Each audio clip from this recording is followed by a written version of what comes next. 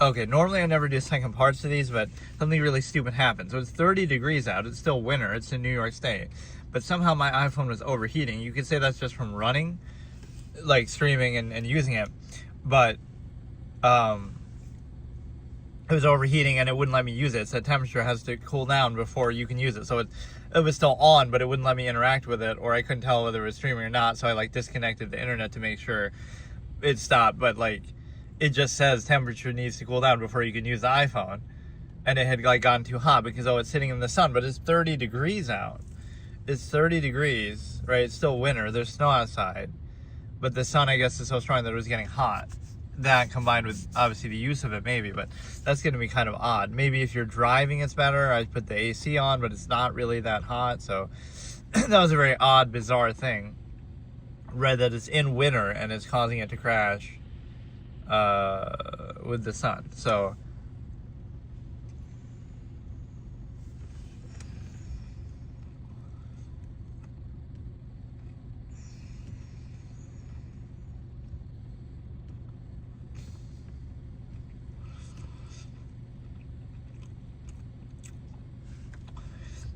yeah, that was kind of stupid. So I didn't actually discuss what I was trying to discuss in this whole thing either, though. But yeah, like, okay.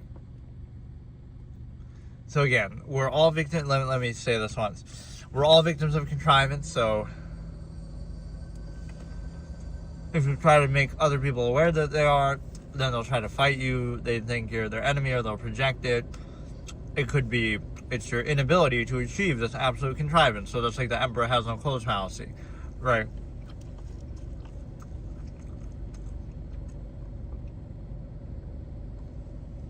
They'll label you like, oh, you just don't get it, or oh, you have this condition, or oh, whatever, right? Like a modern witch hunt, weaponization of supposed psychology and so forth.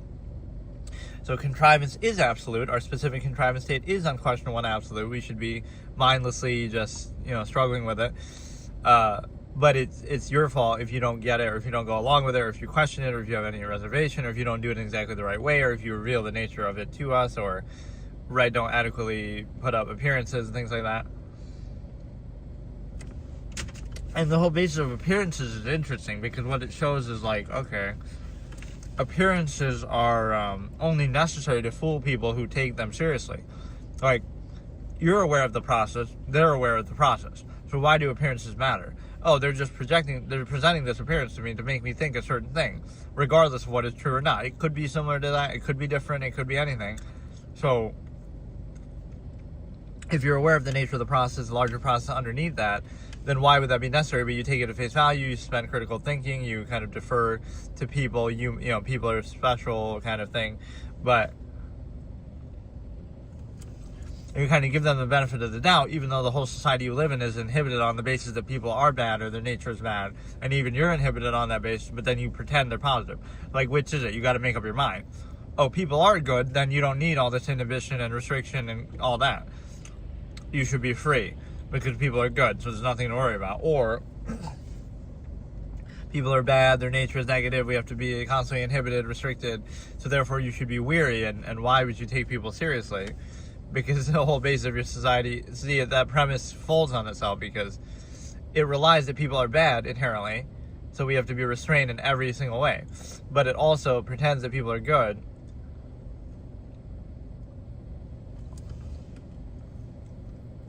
to reinforce things on a social contrivance level. So again, the point that we were getting to originally was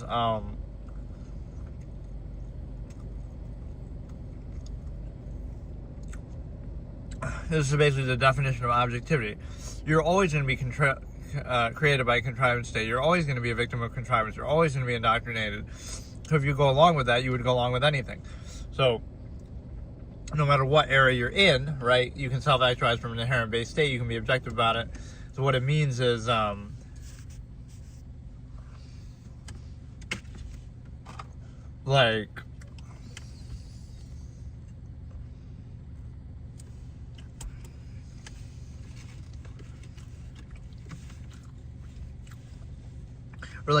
the pursuit of, all you're trying to do your whole life. I could write a character like this. You're just trying to be free of contrivance. You don't really want anything. but you're always controlled by things you don't need, or which is still your own fault and your own weakness, but like you're always controlled and you're always inhibited. Like, what is it this person wants? What did they? All these things will be framed in false duality. You're trying to do this, or you're trying to prove that. Like an ego appeal to control you. You just wanted to be free. You just wanted to be, not inhibited by contrivance, unqualified contrivance. It was a trade-off. It's an insidious thing. Oh, you get all these conveniences, like the food I'm eating right now or whatever. Use that, your weak physical body, to control you.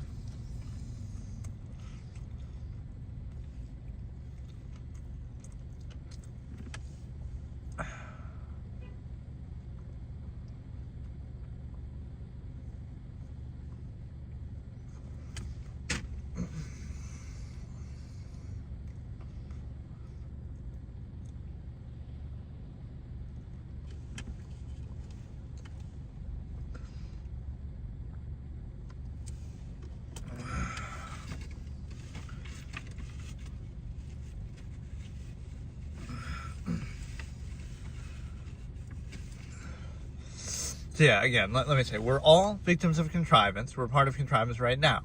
We're indoctrinated into it before we can think for ourselves, so we're kind of, again, we're victims of it, and everyone else is too.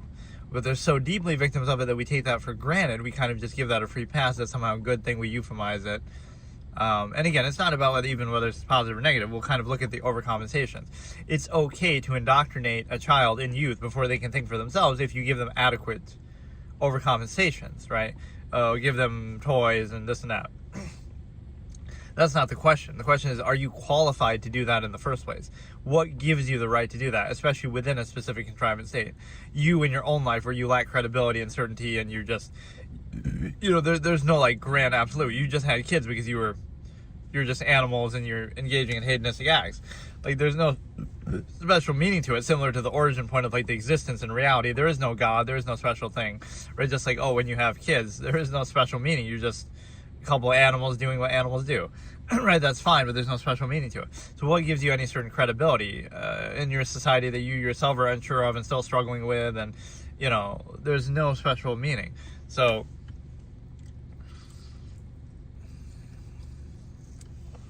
what happens is you basically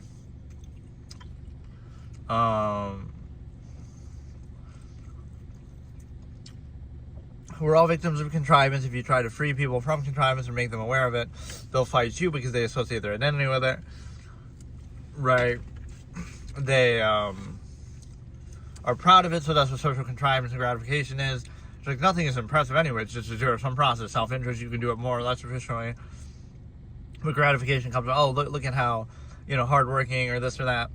It's like you only need to do that because you desire more possession, so you're more materialistic, so it's not really impressive. Or you could be a minimalist, you could require less. Or, it's a zero-sum process, so it really doesn't matter. It's all for your own zero-sum self-interest anyway. Or,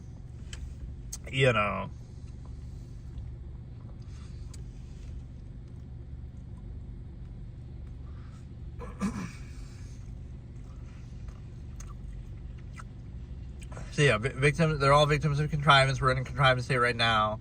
You can't make them aware of it. Can't be objective, right? You would see that people are human functions across the board, and they're kind of. So if you were to try to oppose the contrivance state that controls people, you could say the government, but it's more broad than that with this. You're in World War II Germany and you're opposing the government, but people would defend it and oppose you, and you're the bad guy, even if in hindsight we say, maybe you would have been right to do that, or China right now, or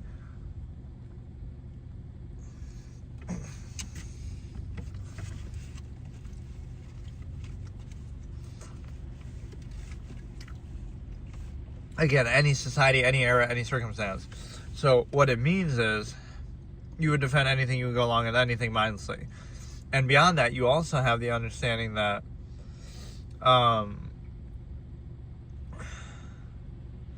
you would go along with anything. And the reason why you would go along with anything is because, again, you're victims of contrivance. It's easier, again, to fool people than convince them they've been fooled.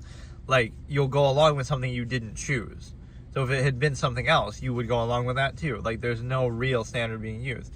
Right, it's a self-fulfilling fallacy of contrivance indoctrination, so it's never held accountable.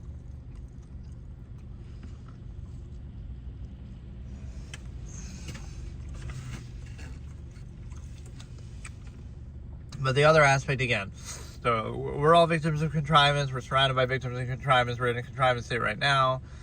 And if you try to tear that contrivance down or free people of it or make them even aware of it, you're the enemy. You'll be attacked, right? Because they would rather live the illusion that, oh, it's absolute, it's meant to be, it's perfect. They don't want to question anything. So you can't reveal it to them directly. So if you were to try to combat the contrivance state, again, with a bunch of human functions all around, you would have a situation where it's, again, the framing is, it's all about zero-sum sustenance, but it turns into overcompensation. Like, oh, how well can we overcompensate for this contrivance state that's unqualified instead of qualifying it in the first place? So you wouldn't, then you may not feel the same such need. Right, so, and it kind of questions it right there. Why do you need to overcompensate for it if it's such a sound, perfect process?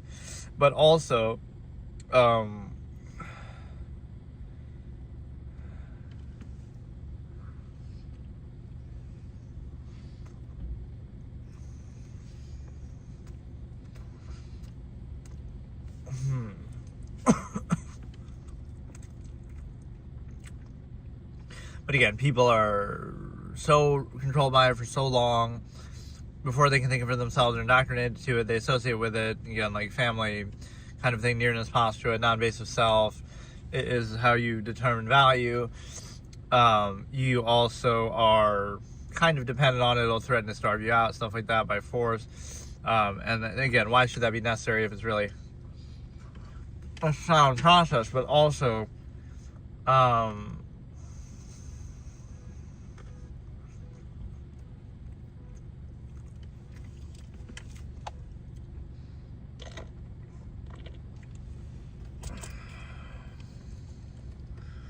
you're also in a position to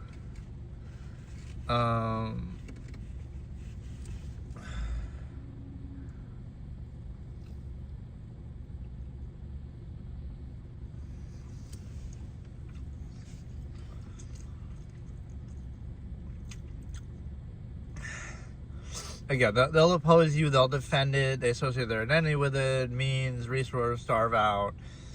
Never mind that it could be interchangeable. Like, you can still have those things without that specific system, but you just kind of, it's a form of laziness and just accepting.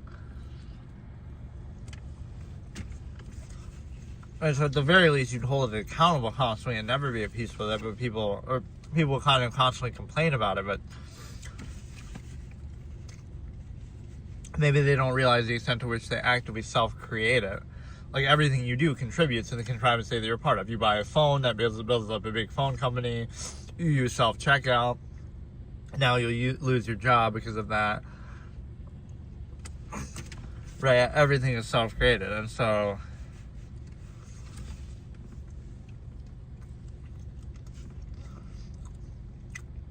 right, so even if you're trying to free people or make them aware of contrivance, you can't directly do it because then they'll oppose you and they'll defend the contrivance state because it's false absolute. Even though, again, if it was absolute, you should be able to, this is the premise, right? You should be able to be objective and think as much as you want about anything ever. There should never be like, oh, look, this is, look, this person's thinking too much or whatever. Like, none of that should ever be a threat, right? If it's not valuable, you could look at it and determine that. Or if it is, but instead it's like we have to be in this constant unthinking state where any amount of thought or self-awareness or observation or objectivity is bad. The main enemy in that is self-awareness. Like, people aren't at peace with themselves or their own state, but the solution is just don't think about it or try to distract from it.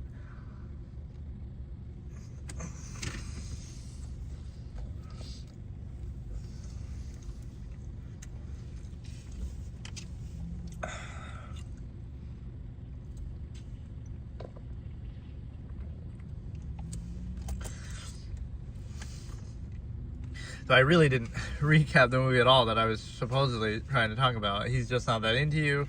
But again, that couple was pretty toxic. Scarlett Johansson, who I, for some reason, couldn't even recognize. Maybe I'm not used to seeing her with always blonde hair or what it was, but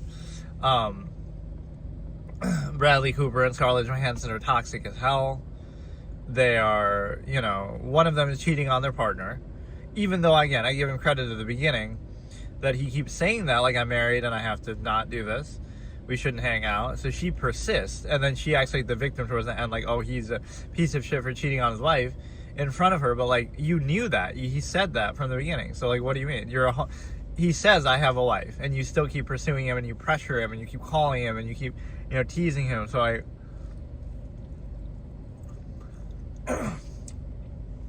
like, he's bad for doing it, no doubt. They're both bad.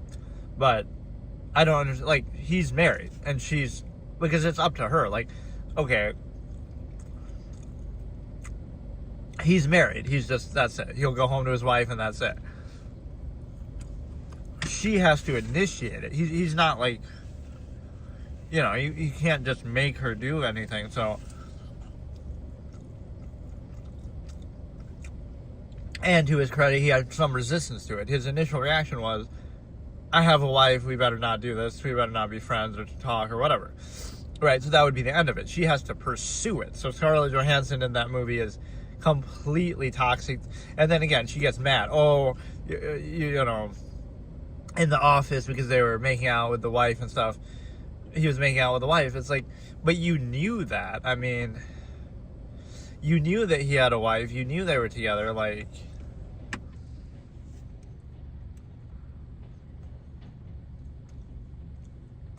and in fact, she shows a certain amount of restraint there. She could have come out and ruined it for... If you were so upset, you should have done that for Jennifer Connelly. But she was nice enough to wait till she was gone and didn't confront her afterwards. Right, Jennifer Connelly never finds out who he cheated with, or really even that he cheated for sure. She gets mad about the smoking.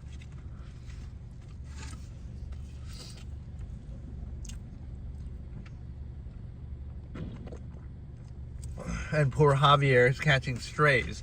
Javier's crew caught strays from this clown Bradley Cooper, who tried to pin the smoking on them. Right, his performance was pretty funny. He was like very to the point, but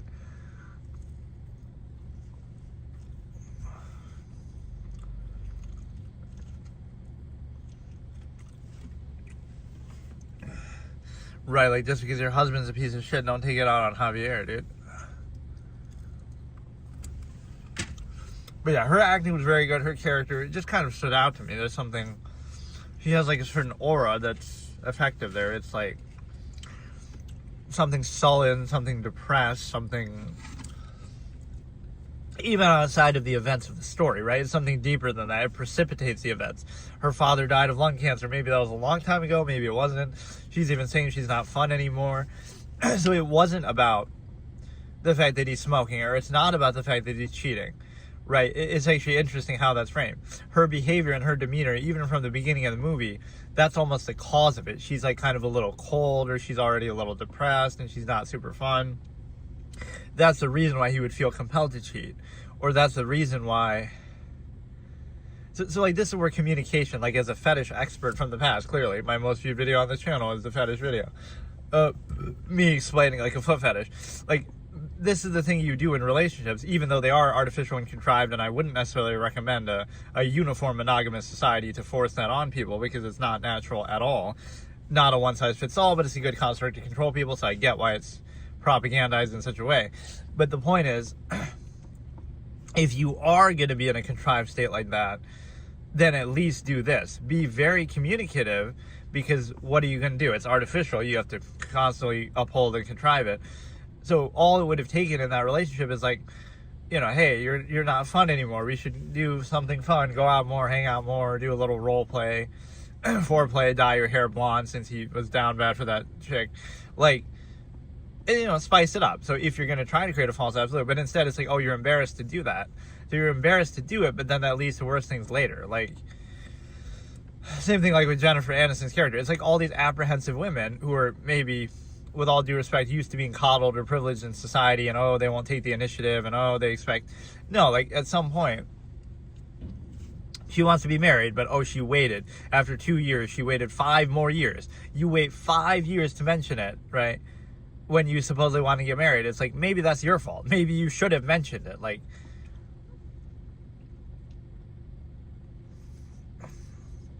or this whole dynamic of you pretending you don't want something, but you do want it. It's like, that's fine if you want to operate that way, but it shows you something artificial about that.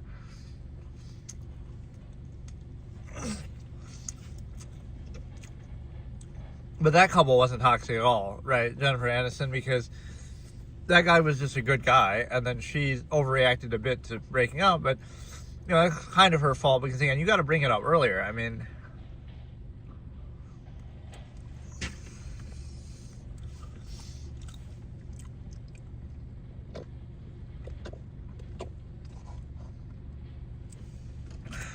and he had actually a pretty sound position. See, she's glorifying it from like a mindless sheep's perspective. Like, oh, marriage is this thing in society and we have to go along with it.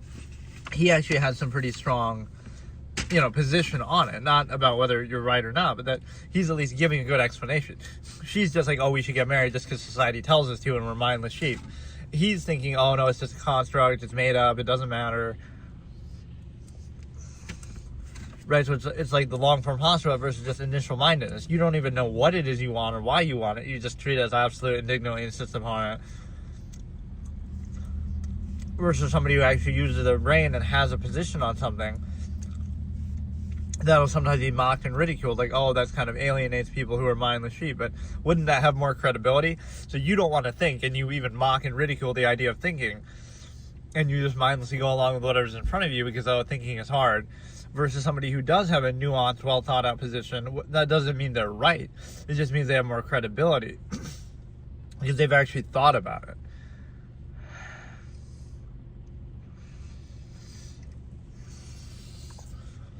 And that's the nature of the infinite objective mind. Like, okay, so the more you think about it, the more credibility you might have, or, you know, whatever, be objective.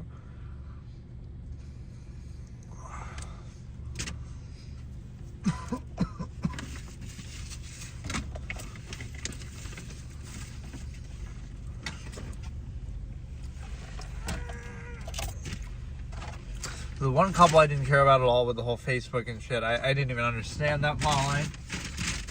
Either they didn't have any screen time or I just wasn't interested in it at all, or both. And then, so you had like the most toxic couple ever, where again, Bradley Cooper cheats on his wife for really, you could say no reason, but I mean, wouldn't you rather have that conversation? Like, oh no, I don't want to have this awkward conversation with my wife in which I say, oh, you're not fun anymore, we should hang out, we should have sex more, or whatever. Like, oh, you don't want to have that conversation, but you would rather than go out and cheat and then break up your whole marriage because you didn't want to have that conversation. So, like, which is worse?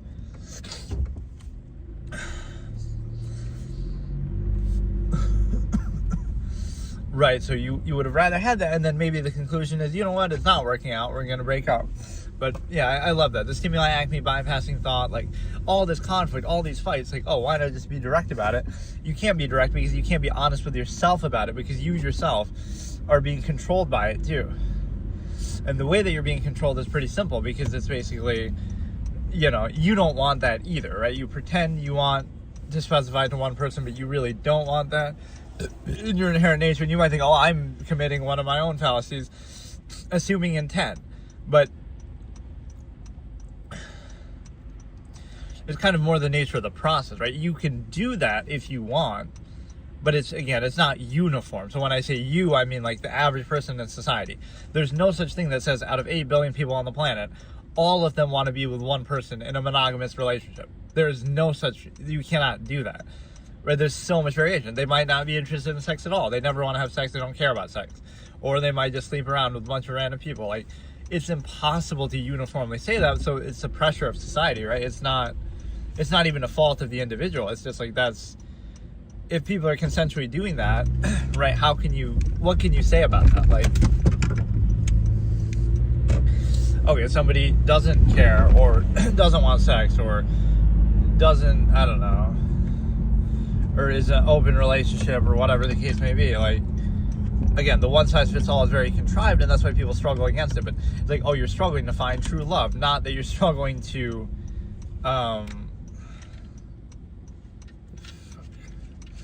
not that you're struggling to create like this illusion of something that isn't actually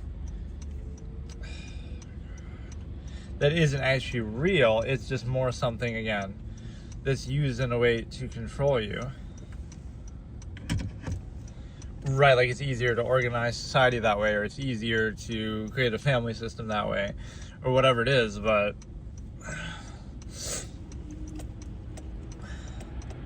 so it'll even be, this is how controlled people are, that they'll project it and use rule by omission protocol, defer kind of, they'll Bolshevik rhetoric, false reality, like even the observational basis that I'm posing, which is really just subjective and not making any specific claim, it would tell you like, okay, it's just your inability. Oh, you're only saying that because you lack riz or something, like you got to use a modern term, or you're only saying that because you haven't found true love. When you find it, you'll change your tune, and this is how, you know, fiction romanticizes it.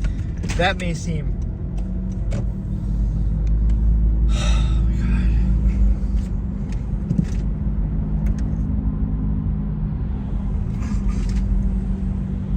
God, that may seem to have value to it, but there's something missing with that equation. And what's missing is, what if somebody's asexual? They're not, they just aren't attracted to people. So then what? Like, or you're only saying that because you're asexual, but like, or they have a different preference. Again, they don't care about sex. It's not that important to them. They, you know, maybe they have it once in a while, but it's not worth that's the hard part. It's not worth basing their whole life around it. Like, oh, yeah, I have sex here and there, and it's cool and whatever. But like, oh, I'm going to base my entire life and finances and where I live and who I live with around sex.